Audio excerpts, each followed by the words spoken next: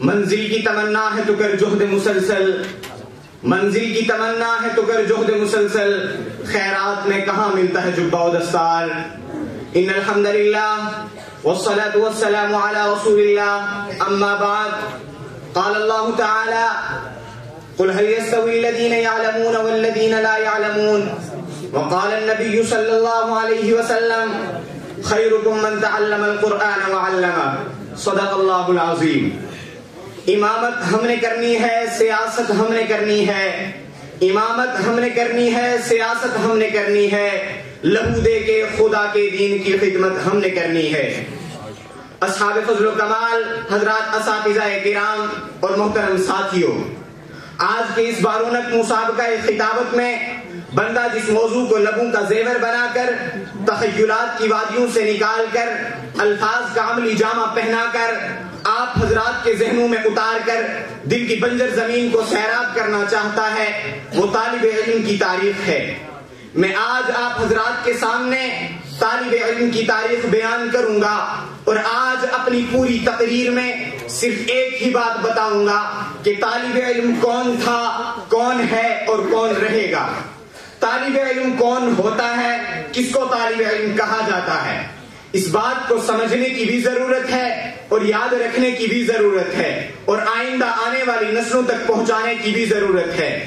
لوگ سمجھتے ہیں مسجد و مدرسے کی چار دیواری کے اندر سر پر ٹوپی رکھے، چہرے پر داڑھی سجائے، شلوار ٹخنوں سے اوپر کیے ہوئے یہ جو لوگ نظر آتے ہیں، انہیں انگریزی نہیں آتی، انہیں کمپیوٹر نہیں آتا، ایسے خشک مزاج لوگ ہیں کہ ٹی وی نہیں دیکھتے، ایسے تاریک ذہن لوگ ہیں کہ اپنی اماں اور اپنی بہنہ کو بغیر کرتے اور بغیر کپڑوں کے بازار لے کر نہیں جاتے۔ آذان دینا ان کا کام، امامت کرنا ان کا کام، ان کی دوڑ مسجد تک ہے، اس سے آگے ان کا دماغ کام نہیں کرتا۔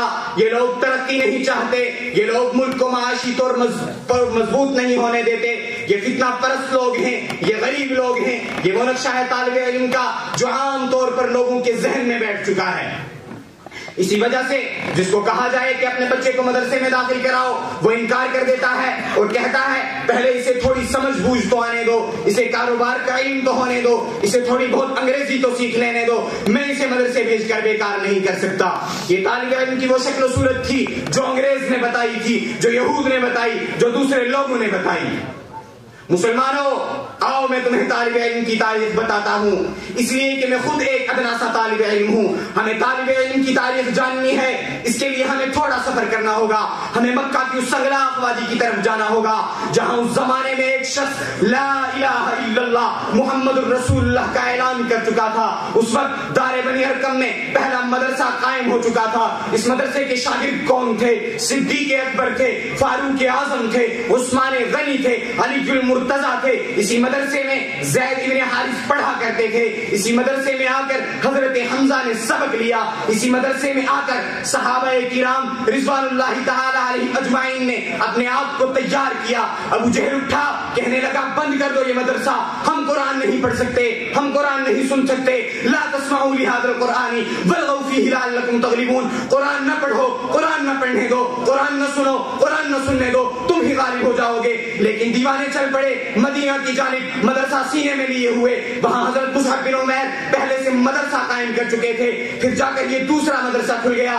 تاریخ میں اس مدرسے کو صفا کے نام سے یاد کیا جاتا ہے، جہاں جبریل امین صلی اللہ علیہ وسلم آیا کرتے تھے، آپ صلی اللہ علیہ وسلم درس دیا کرتے تھے، جبریل امین نئے نئے سبق لایا کرتے تھے، آ کر سبق دیا بھی کرتے تھے، استاذ کو پڑھانے کا سلیقہ سکھایا بھی کرتے تھے۔ یہ مدرسہ لگ گیا، لوگوں نے کہا یہ مدرسہ کرے گا کیا؟ مدرسے والوں نے کر کے دکھایا۔ یہ مدرسہ لگ گیا، لوگ کہنے لگے اس ابو ہریرہ کو دیکھو، اس انس کو دیکھو، پہننے کے لیے کپڑے نہیں، کھانے کے لیے روٹی نہیں، اور یہ بات کرتے ہیں لیظہرہ علی الدین کلی، ہم دین کو غالب کر کے دکھائیں گے۔ او پہلے اپنے کپڑوں کا تو انتظام کر لو، پہلے اپنی روٹی کا تو بندوبست کر لو۔ تم تو کہتے ہو ہم مدینے میں خلافت لائیں گے، تم تو کہتے ہو ہم روم و فارس کو فتح کریں گے، لیکن یہی طلبہ کچھ دیر کے لیے کتابیں بند کر کے بالائے طاق رکھ کر میدان بدر کی جانب نکلتے ہیں، ہاتھ میں اسلام کا پرچم لے کر اسلام کا سبق دیتے ہیں کہ تھوڑی دیر کے بعد معرکہ بدر سج جایا کرتا ہے۔ میرے طالب علم بھائیوں، اپنے مدرسے کی بنیاد کو یاد رکھنا۔ یہ مدرسہ مکہ سے چلا تھا، پھر مدینہ کی جانب منتقل ہوا، وہاں سے پھر یہ مدرسہ دوبارہ مکہ کی جانب منتقل ہوا.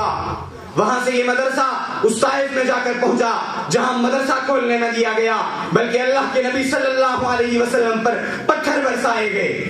اللہ کے نبی صلی اللہ علیہ وسلم دنیا سے چلے گئے. صحابہ نے مسجد سنبھالی. صدیق اکبر کے زمانہ خلافت میں طالب علموں کو حکم دیا گیا کہ تمہیں روم پر چڑھائی کرنی ہے تو طالب علموں نے روم پر چڑھائی کی ہے. فاروق اعظم کے زمانے خلافت میں طالب علموں کو حکم دیا گیا کہ تمہیں فارس پر چڑھائی کرنی ہے تو طالب علموں نے فارس پر چڑھائی کی ہے. عثمان غنی کے زمانے خلافت میں یہ مدرسہ منتقل ہوا. پھر میرے یارو حضرت علی رضی اللہ تعالیٰ عنہ نے اس مدرسے کو مدینہ سے لے جا کر اس کوفہ میں آباد کیا جہاں عبداللہ بن مسعود وقت کے مفتی اعظم تھے. اسی وجہ سے کسی کہنے والے نے کہا کہ یہی مساجد یہی مدارس یہی ہیں علماء اور طلباء. یہی مساجد یہی مدارس یہی ہیں علماء اور طلباء کہ اپنے گھر بار کو ہے چھوڑا بطور وراثت انبیاء کی. اللہ کی کروڑوں رحمتیں ہوں اس کوفہ کی سرزمین پر جہاں سے ایک طالب علم نکلتا ہے جسے پوری دنیا امام اعظم امام ابو حنیفہ نعمان بن ثابت نور اللہ مرقدہ کے نام سے جانتی ہے. امام ابو حنیفہ کے سبق میں قرآن بھی ہے حدیث بھی ہے. پھر امام ابو حنیفہ کے شاگرد بیدار ہوتے ہیں. ایک طرف امام محمد بیٹھتے ہیں دوسری طرف امام ابو یوسف بیٹھتے ہیں. امام محمد نے قلم تھام کر امت کو کتابیں لکھ کر دی. امت کو جہاں مسائل کی ضرورت تھی امام محمد نے سیر صغیر سیر کبیر لکھ کر دی ہے. امام ابو یوسف جانتے تھے کہ مسلمان دنیا میں حکومت کرنے کے لیے آیا ہے سود اور ٹیکس دینے کے لیے نہیں آیا. اس لیے امام ابو یوسف نے ایسے قانون مرتب کیے جو آج بھی اسلامی ممالک میں نافذ ہیں. طالب علموں جو میں تمہیں طالب علم کی تاریخ بتانا چاہتا ہوں وہ یہ ہے کہ تم نے ہی معرکہ بدر لڑا تھا. تم نے ہی معرکہ احد لڑا تھا. تمہاری غیرت کا یہ نشان تھا کہ تم اپنے استاد کے ساتھ عمرے پر جا رہے تھے. راستے میں ایک ساتھی کہیں کھو گیا.